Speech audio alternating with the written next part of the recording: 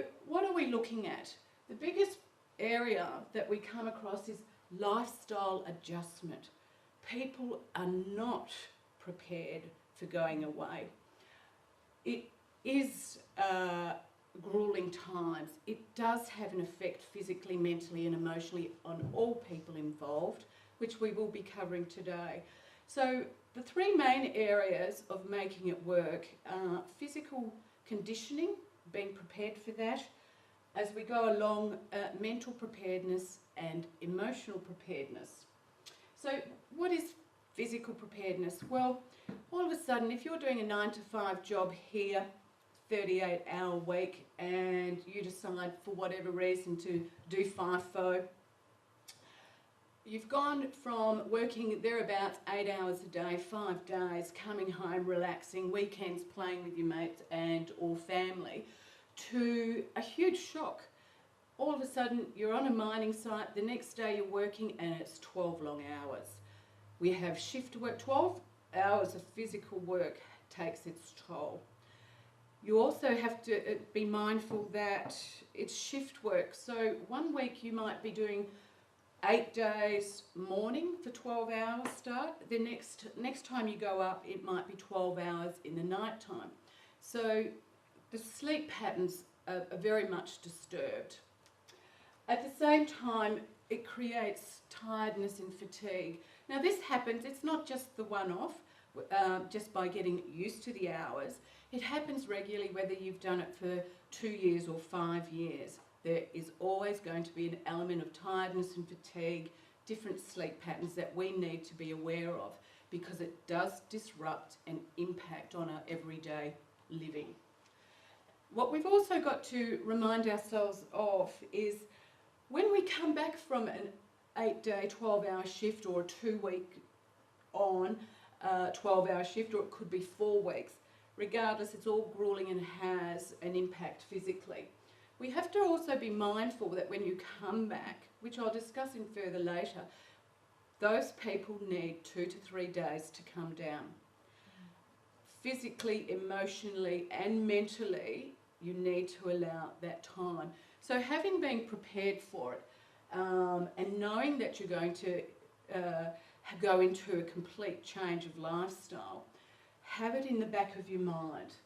So again, with the mental preparedness, the fundamental issues that workers face, it also goes back to families and partners here, but workers face is isolation and loneliness. They're not in their own environment. It is a change of environment. From one minute their accommodation could be in a donga to a little motel room, and each time they come back, it may have changed. So it's a continuous pattern of change and adjustment. Also, you know, the loneliness comes in because if we're spending time at home, it doesn't matter whether we're single, married, family, it all impacts the same way. We're having a free time back home, wherever that might be, and all of a sudden we're back on a campsite that is very small, a different community, and we can easily become lonely and isolated. Being away from home, we miss our partners, friends, family, we could even miss our pets if we've got them. We are in fearful situations. What I mean by that, and what we need to be mentally prepared for, we need more assistance of or in, is there are a lot of accidents, there are a lot of injuries, and there are deaths. I'm not relating this part to suicide, but in this area, this is what happens on the sites, and we're going to look at the possibilities of what may cause those as we go along. And we're not used to these high percentage rates of possibilities of accidents or injuries, or hearing about it, or if our mate has had a serious accident, or someone we've known for years out there has had an accident that's caused death. It is a ripple effect that we need to take more responsibility for with how we approach it. Addictions are rife. We do have to approach this. It's a serious concern. Cultural barriers are equally a concern. For example, a sense of entrapment with rules. If we've been down working at home, 9 to 5 job, easy stuff, and all of a sudden we're on a campsite and there are cultural barriers and there are rules that we don't like, we're going to have concerns or issues or stress around that. So it's knowing that these areas will come up. It's not about might come up. They will come up. At times, even if we are connected, this will come up. Emotional preparedness. Lack of intimacy, partners, friends, family does play a role. If we go up to a campsite, we might not like the people we work with. We might like them and have a buddy system, but we don't have an intimate communication going or an intimate relationship. So these are areas that we also need to be prepared for. What happens when we leave home, we go up there, there's no one to hug, no one to kiss or just have intimate conversations with. Lack of sexual contact plays a huge part, even though it's taboo. I look forward to talking about it later on because it has a serious impact. Social isolation can be a trigger to depression, which again will be discussed later. But these are all factors we need to be prepared for. Single is even different again. Difficulties finding new relationships and feeling that you don't belong everywhere becomes a huge factor.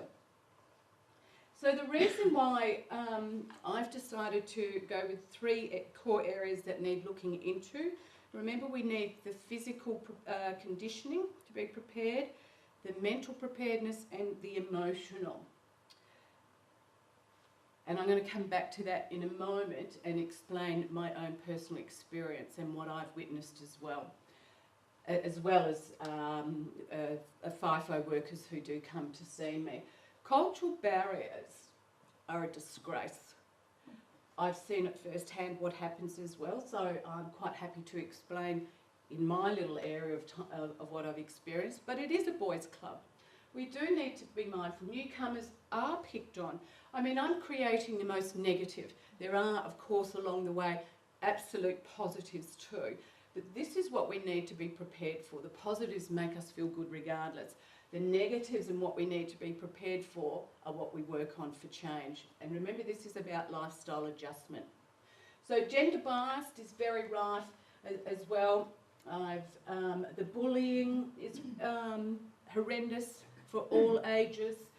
We have inappropriate behaviours and which all can lead to enhanced isolation as well as possibility of depression.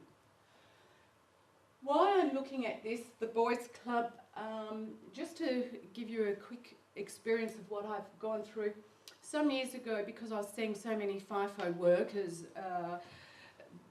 over the years, I decided, well, you know, I understand what they're saying, but do I really have empathy? Can I really feel what these people are going through?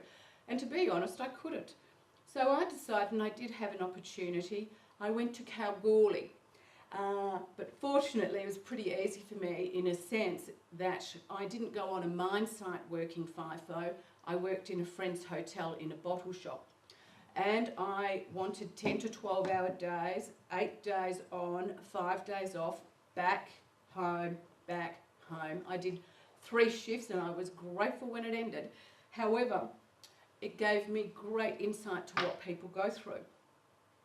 What I did understand and see, getting to cultural values, the Boys Club, absolutely.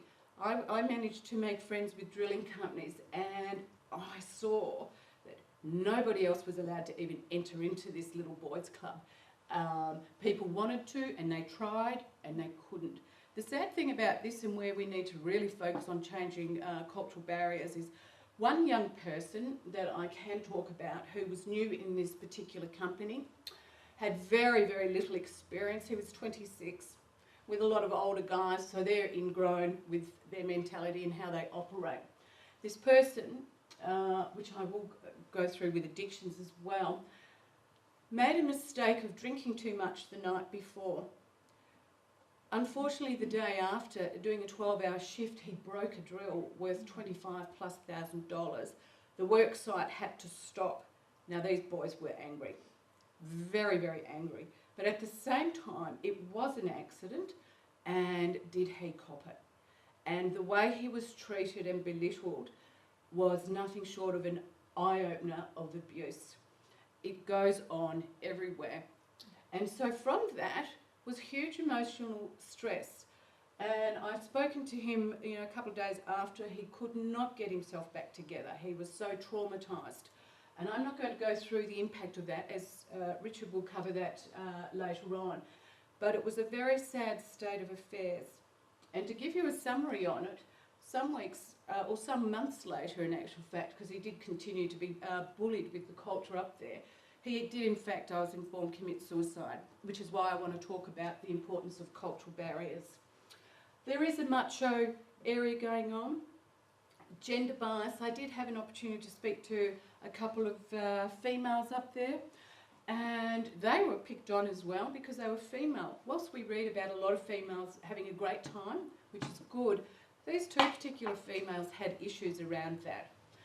Bullying, as I've discussed, is rife. And the sad thing is, with the bullying, we're looking at younger workers to go up. We prefer younger workers, not older workers. But we're not preparing them to be equipped for what they face and with the lifestyle changes.